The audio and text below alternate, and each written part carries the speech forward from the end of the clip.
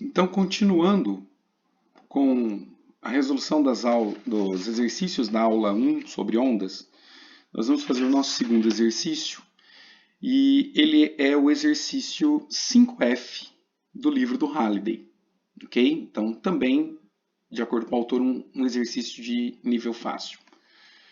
Uma onda senoidal se propaga em uma corda.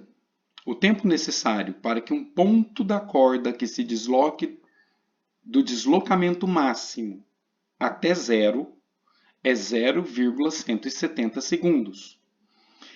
Eu quero saber qual é o período dessa onda, qual a sua frequência, e sabendo que o comprimento da onda é de 1,40 m, qual vai ser a velocidade de propagação dessa onda. Então, vamos iniciar a resolução do exercício pelo item A. Ele diz que trata-se de uma onda senoidal, né? Então temos aqui a nossa onda representada, e ele diz que o deslocamento, né, para que esse ponto aqui seja um ponto máximo, volte ao zero, então esse deslocamento equivale a 0,70. Então a gente está, olha só, a gente está falando de 1/4 da onda, ok? Ó, então se essa distância do máximo ao zero é um tempo, deixa eu corrigir aqui, um tempo qualquer, né? Um tempo de 0,70 segundos, ele quer saber qual é o período. E período nós sabemos que é aquele tempo especial em que a onda percorre um pulso, né? um ciclo todo. Então, é toda a fase positiva, toda a fase negativa. É o tempo para deslocar toda essa distância aqui. Ó. Então, observe que aqui, do máximo ao zero, ele representa 1/4 da onda. Eu poderia representar aqui, então, ó, mais 1/4, aqui outro, e aqui outra vez esse mesmo tempo. Ok? Então, na verdade, o período, ele tá esse tempo, né, que ele nos deu de 0,70, está se repetindo 4 vezes até chegar numa volta completa, até formar o tempo que leva para a onda fazer uma volta completa, que é o período. Então, se nós multiplicarmos essas 4 vezes aqui pelo tempo, nós temos 4 vezes 0,170. Então, resolvendo esse cálculo, nós chegaremos aí no valor de 0,680 segundos.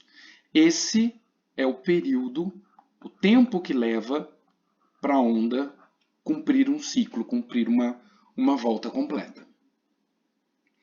Já no item B, onde ele pergunta a frequência, essa frequência, ele não diz que é a frequência angular, né? Ele não diz que é o ômega. Então, trata-se da frequência F. F, por definição, né, é o número de ciclos pelo tempo, né, é o tempo que leva para executar um ciclo, ok? Então, como nós encontramos no item A que o período é de 0,680, é só calcular o inverso, né? 1 dividido por 0,680. Isso corresponde a aproximadamente 1,47 Hz de frequência. Então, quer dizer que a onda ela se repete 1,47 vezes por segundo. Temos aqui a frequência da onda. No item C, que é o último item, nós vamos precisar um pouquinho mais de detalhamento nas equações, né? Ele diz aqui que o comprimento de onda, ó, o lambda, é de 1,40 m. E ele quer saber qual é a velocidade de propagação. Então, se nós voltarmos lá na aula de teoria, nós vimos que a pulsação corresponde a 2π vezes a velocidade de propagação da onda dividido pelo comprimento de onda. Ok? Então, eu preciso isolar aqui, ó, o valor de V. Basta pegar o comprimento de onda e passar lá para o outro lado multiplicando a pulsação e depois dividirmos por 2π. Então, V é igual a pulsação vezes o comprimento de onda dividido por 2π. Deixa eu te chamar a atenção aqui para esta parte da equação. Ó. Esta parte da equação. Ômega sobre 2π. Observe que isso é exatamente a fórmula do período escrito ao contrário, né, com relação à pulsação. A gente sabe que o período é 2π dividido pela pulsação, dividido pela frequência angular.